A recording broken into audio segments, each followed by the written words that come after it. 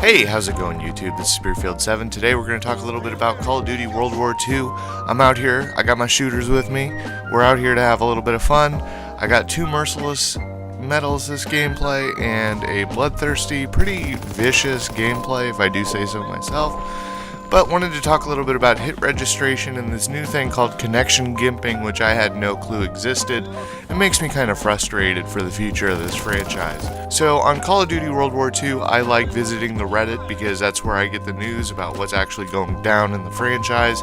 And I made a post that became the top post for a good week on the sub when I was talking about a particular situation I was in. I was playing free-for-all, and this kid was like on a 1 bar, and he kept getting like 3 KD gameplays, and he was never timed out, he was never kicked from the lobby, and I basically wrote a post basically saying that's bullshit. Like, that's just not cool. You shouldn't be doing that, Sledgehammer. What's wrong with you? Come on now. But yeah, basically I wrote, this stuff is bad for the lagging player, but it's also bad for everyone else in the lobby, especially when you're playing free-for-all and the 1 bar kid wins 10 straight matches with a 10 KD in every single game because his hitboxes for bullet registration are phasing so far off his character model that are in another county, and you have to play some sort of short bus version of Where's Waldo shooting around his body to hopefully get a kill. I dropped a glide bomb directly onto this immobile person's forehead and received a hit marker, so if you can please add that kill to my combat record, or at the very least please disperse $200 to my PayPal account so I can repair this drywall hole I need to fix. So much for buying a season pass this year, right, Activision? So anyways, yeah, basically if you have a terrible connection but you're still able to play the game with, not very many difficulties, it really hurts the overall experience for everybody. It basically is making the game unfair, and nobody likes to play multiplayer games where they get the indication or the idea that the game that they're playing is unfair, that it's not balanced properly. I'd hand you a coloring book at this point, but I'm not sure you'd be able to stay in the lines, let alone have the restraint to not eat your crayons. This is one of the many sad state of affairs plaguing the game, but when the game is running smoothly, less than 25% of the time, I enjoy playing casually, but it is no longer a game I can take seriously in any sense of the word. Really disappointing. So basically, I posted this thing just looking for, like a group therapy session where we're all just like, man, I know that feel, bro. I know that feel. And sorry, but it happens to me as well. But I go down in the comments and people are leaving comments about the methods that they are taking to succeed in this game. So one guy wrote, dude, have the Netflix app running in the background of the system and go on YouTube on your phone and it's God mode, LOL. That was one of the top comments of this article. What's funny is that this is totally true. What's sad is that this is totally true. Here's another, red bar should not be in a green bar lobby, period.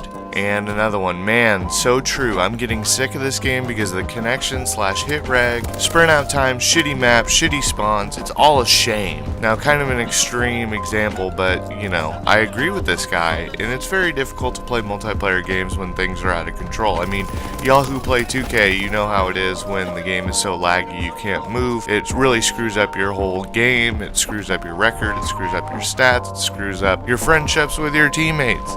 It can be very, very frustrating, very headache-inducing. But in this game, I basically took the advice of the Reddit crowd and practiced gimping my connection. So what I would do is I would open up a YouTube window, play a very, very super long video. I'd go play some music or something on my cell phone, just basically tying up as much bandwidth as possible on my connection. And I had this game. This game is a direct result of that kind of experiment where I just ran train on these kids. They were Christmas noobs already, so they didn't really know what they were doing, but they just would not be able to stop me. And I just curb stomped these kids. Now, what's the conclusion we have to draw here? Of course, Sledgehammer Games is using an old, outdated engine for the series. The series has been on the Quake engine for a very, very long time. It's been modified, of course, every single time a new title comes out, but there have been massive changes that have been needed in the franchise forever. I still enjoy playing this game. I have a lot of fun playing this game. but it really told me that, hey, in multiplayer games you should aspire to have the best connection possible. The idea being that it's going to create a more fair balance in the game. But I found out that actually it helps you a little bit when you're not doing that, when you're not trying to have the best connection possible, and the game is actually being designed and tweaked and coded to benefit players that are playing on weaker connections. So anyways, I just thought this was thrilling. I thought this was funny, and I'm going to play a clip from the gameplay too. Watch how I go into this room and I'm about to take on two guys in a gunfight. They are both shooting at me. I am taking damage from both of them, and I still manage to stay alive and just bulldoze right through them. It's kind of hilarious. I mean, just watch this. This is disrespectful, Spearfield 7. You need to chill out with that STG.